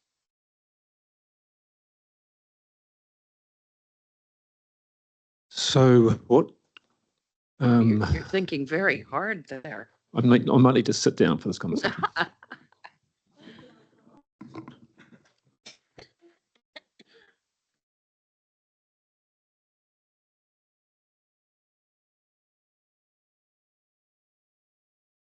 So what Chris is alluding to is that we've just been made aware, as have all of the mayors of the region been made aware, that the government is relooking at the legislative framework around the money that it receives from waste industries. It's under the waste minimisation legislation. And so if you operate a waste disposal facility that generates this levy that comes in, and there are let's just call them rules about how that funding can be used. And a number of our territorial authorities across the country get funding from that mechanism. And what Chris is alluding to is that some of our territorial authorities are able to use some of that funding that they get through that waste levy as part of their contribution to this program. So what letter that's gone from Waste Mins to all the mayors and to our chair has been that there is a proposal on the table for the government to change the rules around that space, which would mean that instead of that funding being earmarked, it could go into the pot that the government could use for whatever purposes it likes. Effectively, goes into the consolidated taxation pot. And so the question mark becomes, what would it mean if funding which is earmarked for particular purposes, that purpose changes? And so that's why there's been a letter that's gone through to mayors and to the chair, whether or not councils, in particular the district councils, because they are the receivers of these funds, might wish to engage with government about that proposal. Is that succinct enough, Chris? All right. Any other questions on this slide? Next slide. Move through that one. Sorry, not that one. Science policy and information. So no changes from what was included in the LTP. Next slide. And so corporate services.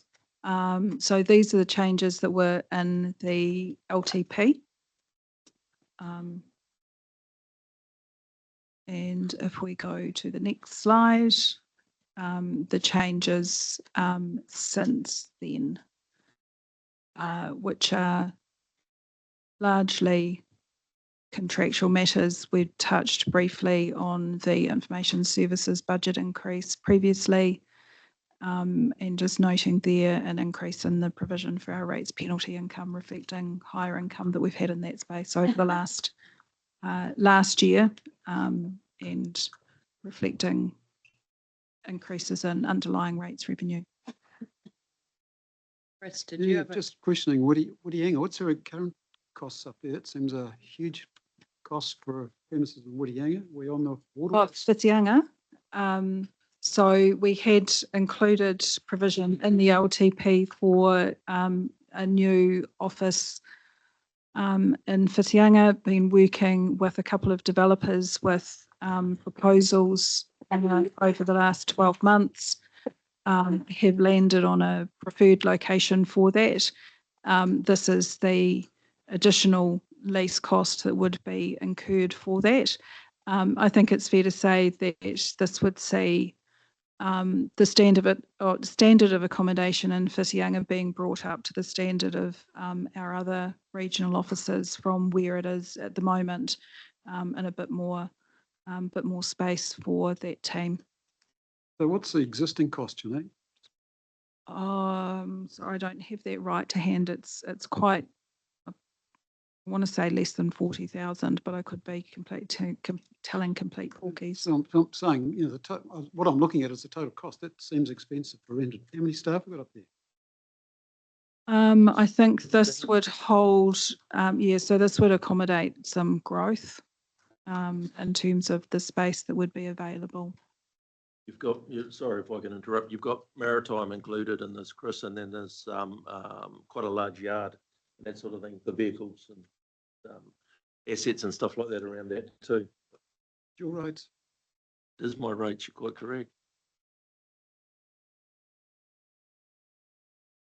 It's been something that has been on the books for a couple of years, and that office that we have in Whitianga is a bit of a rabbit warren to get around. So Unexcluded. yeah, but I think it's something definitely that's required up there, and moving out to the airport, where I understand where it's most likely to get built, and the facilities, as Warren just said, for maritime, and we got a vessel up there now, so all those things. It's it's a good investment for the future of Whitianga. Yeah, if I could just add to that, just to support the two councillors, it is really, in my mind, substandard accommodation there. It is very difficult access for the public. You know, there might be a question whether we should have a public-facing office there, but we definitely need much more improved facilities for it to be a depot anyway, and to accommodate it. We have several places we have to use in Whitianga, and it's very limited space that there's for development. It's been a difficult location to find alternatives, to be fair. There's not a lot available, which is why this is a new development. But we, then have the benefit of working with the landlord on design that will fit our requirements. Great. Next slide. So just noting in terms of the staff numbers, so we have included that information in the report. There are no additional staff over what was approved through the LTP, which was in line with the business cases that council had approved in that process as well.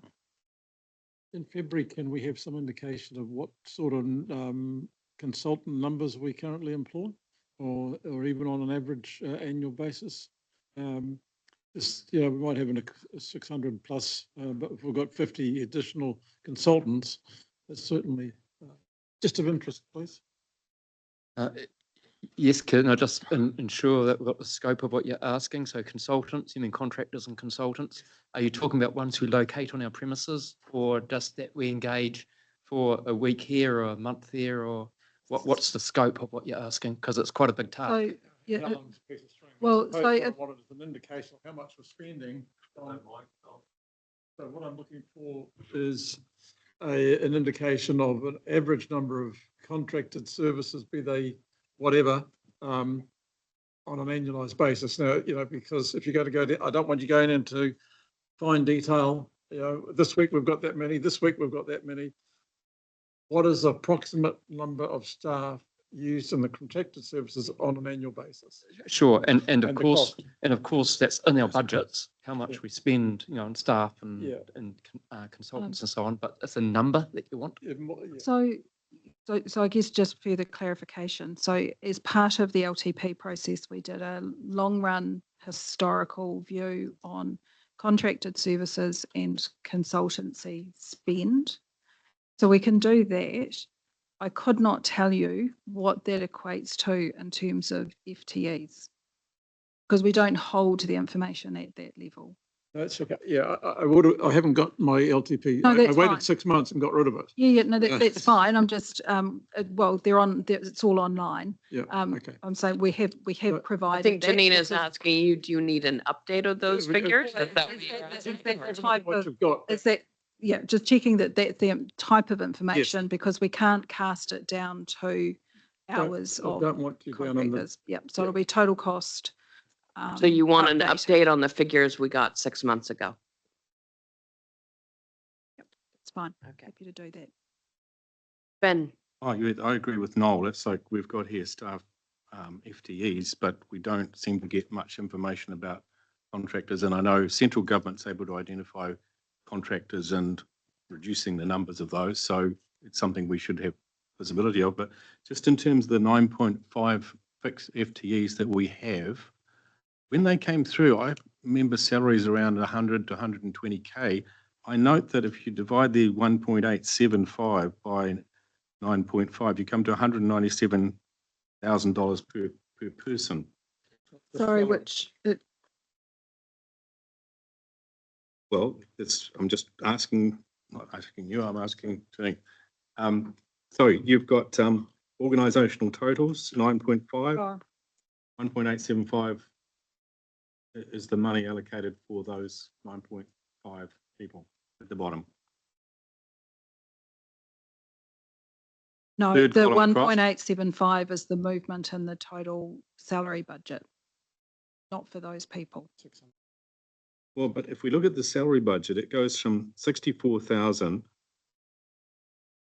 Million. in 64 million in the LTP 24-25 to a projected 66 million, but the amount Which is we've the actually got is 68. So we've for the annual plan. So we've gone up $4 million. I'd anticipated that 9.5 was actually No, so that bottom line is our total salary budget. If we come back to the salary assumptions that we talked about, the LTP included salary market and performance increases at 1.8%. The market is the 3.9. So there's the difference coming through there. It's not, sorry, and I see you can read down that column and come to the total. That's the total organisation salary budget and movement between those different budget versions. good. Thank you. So just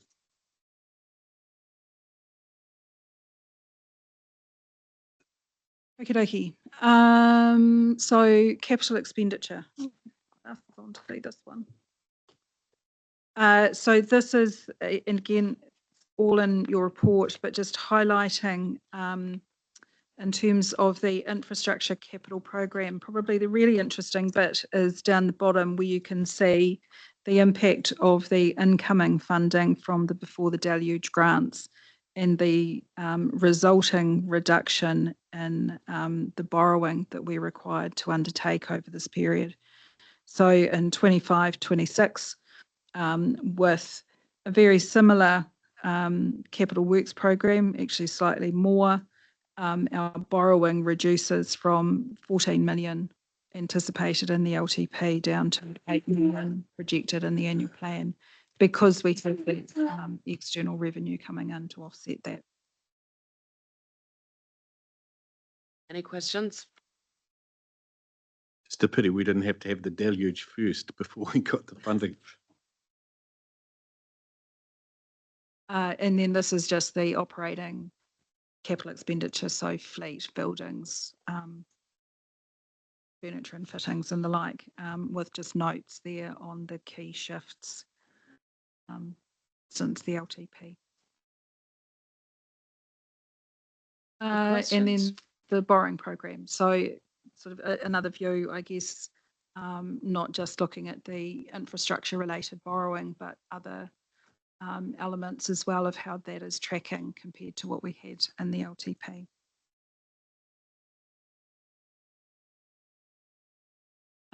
Consultation on the LTP. Did you want to cover this one off, Jane?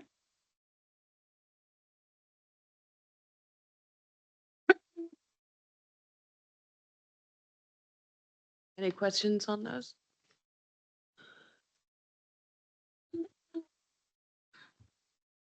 I'm powering through. We're on the home stretch. Yeah. We have, working through these issues, identified a number of matters that would be brought forward for a public consultation. This includes the specific rating model that would be used to fund the regional public transport rate. There's also a potential Wharekawa Coast consultation, obviously, and rates remission in relation to the new primary industry compliance rate, which would just be for information in the consultation document as well. We're currently seeking guidance from Audit New Zealand whether this will constitute an amendment to the LTP and all of the steps that will be required to move through that process. It should be brought to Council in February as well. The other one that I've heard through today is, I guess, in relation to this private share for public transport services. So if council is to do anything markedly different in relation to the fare levels, then we've talked about potential consultation on that as well. Did you have a question? Oh, just a question.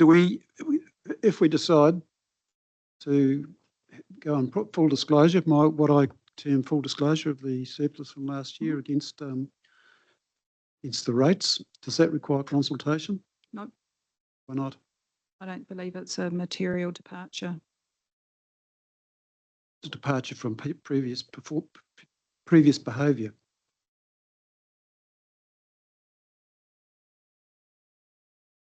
Yeah, it needs to Anyway, be. It I needs to just be. throw it on the It table. needs to be assessed against our significance and engagement policy.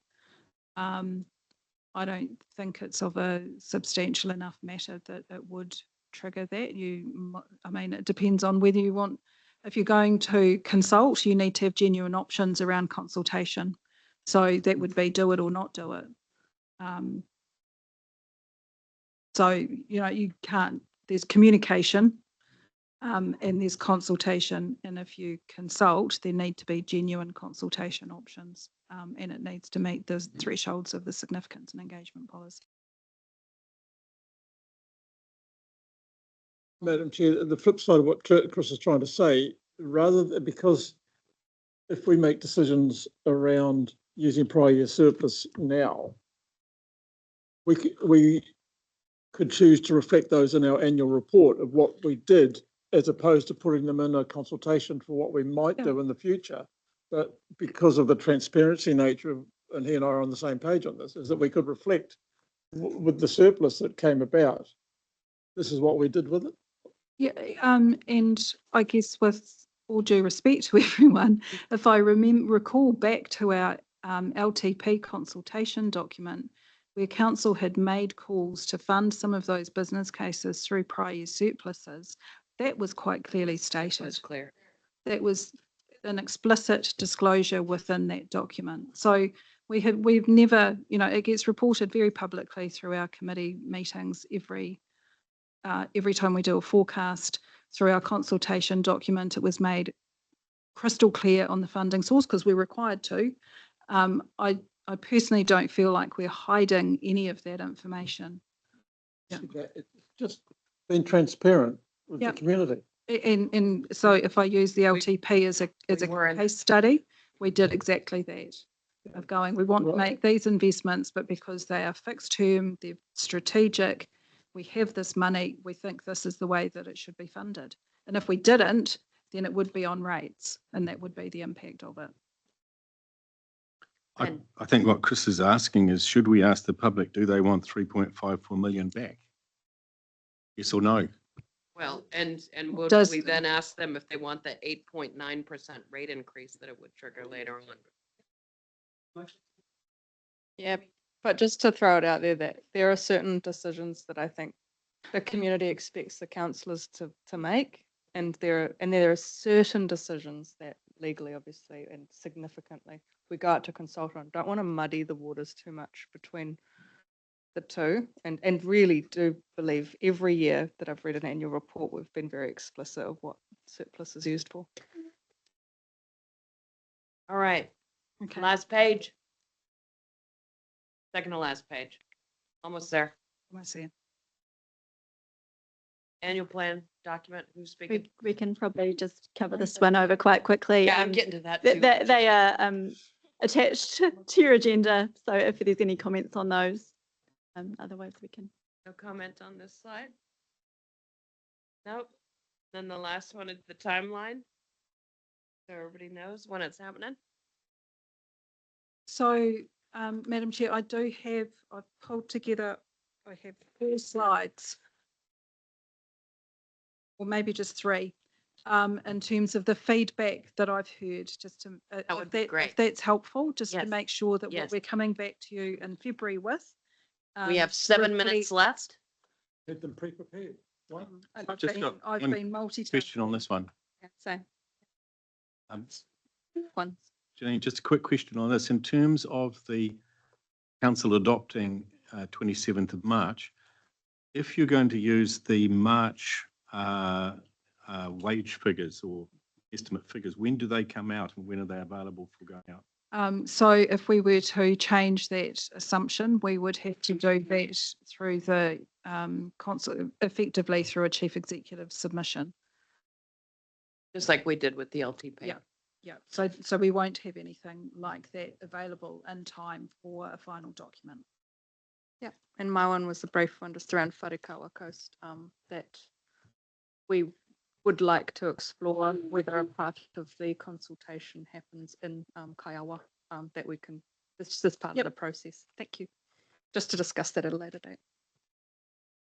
Okie dokie. So in terms of the NLTP funding, we've heard support for further consideration of that 300,000 of capital, but with some information to come back around the project background and those complementary technologies, so we can sort of get Support. or further consideration. So there were three options that were put up in the report. This was I just didn't for hear- the infrastructure, the one-off infrastructure for the real-time information displays. So this is Sorry. for further consideration. This is information to come back. Did that require Hamilton City to also co-fund that? No, That was not That's, that part. that's our No. infrastructure. no, that's just us. So private share funding of public transport services. So to come back with the options and impacts of those 3 scenarios that we've talked about. So the compliance with the increased private share recoveries, a phased shift. So that was the inflation plus model, or we carry on doing what we're doing now under the fares policy with the review of that fares policy. Just reflecting on some of those conversations around other private share revenue streams beyond fares and what they may look like, the modelling in terms of what that means for those different bus user groups and consideration of the need for consultation. Taharoa, so report coming back to you in December, just around the prior year surplus. And just noting the work in terms of the charging mechanisms that we need to consider through the annual plan.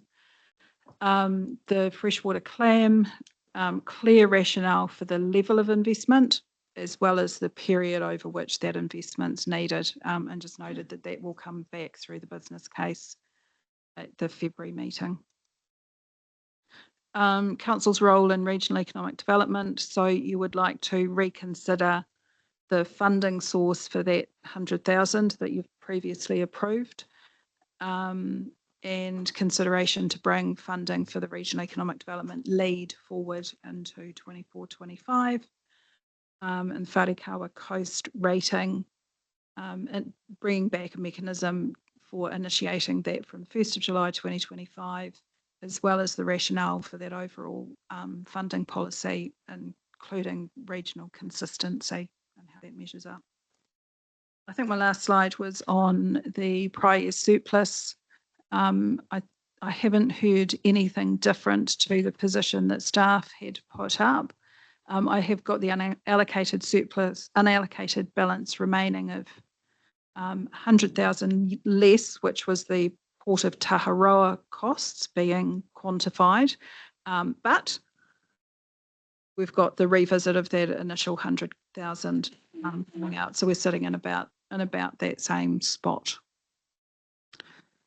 So if that's captured everything, effectively what we will be bringing back to you is a report similar to what you've had today, but very recast in terms of understanding that you've had some of the background to it.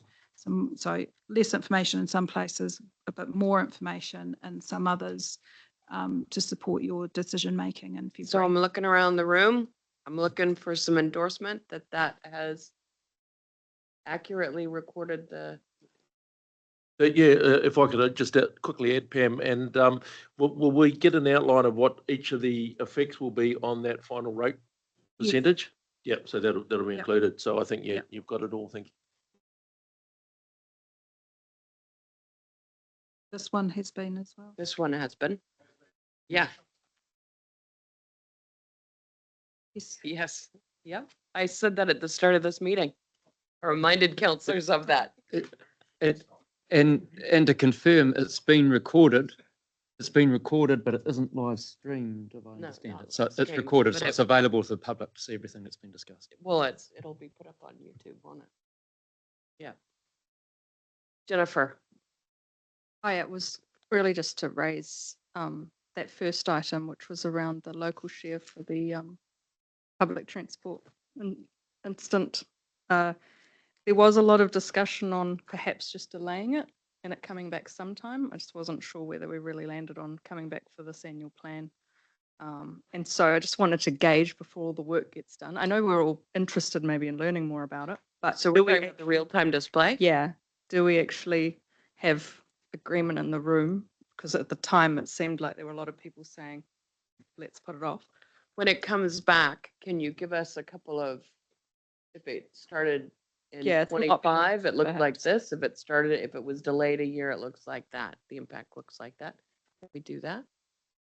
Well, as I said before, it has been tendered. We know what the tendered prices are. There'll be a point where those prices would expire. Right. So we've got a fairly clear case now. I guess if you wanted us to look several years out, we wouldn't be able to provide exact numbers for that at this point. I don't think it was several years. I think it was if we delayed it a year. Yeah, it was 1 year, was kind of the discussion. And I guess acknowledging that is a capital cost, it's not operating. So you're actually just looking at depreciation funding on that, depending on what the life of them is. I guess it's probably 10 years. But also, Yeah. sorry, what the existing system operates and, how many there are going now without buying those? It's like, how many of those display systems operate now for people waiting for buses? So as I said earlier, the Hamilton Transport Centre rejuvenation does include those screens. They are much larger than the screens that would be on the street. So the system is up and running and it has those screens in place. What we're talking about here are much smaller kind of A4 size screens that would go on selected bus stops. I'm just saying, put that in the report. Yeah. Yeah. All right. Well done, everyone. We'll just close with a karakia. Thank you, Madam Chair. Unahia mai te uru tapanui, kia wātea, kia mama, te nākau, te tinana, te hininaro, e te ara takatu, koe rā e rongo, e whakaaria aki ke ronga, kia tina, homie, hui, tai kia. All right. Declare the workshop closed. 3:01. Well done, everyone.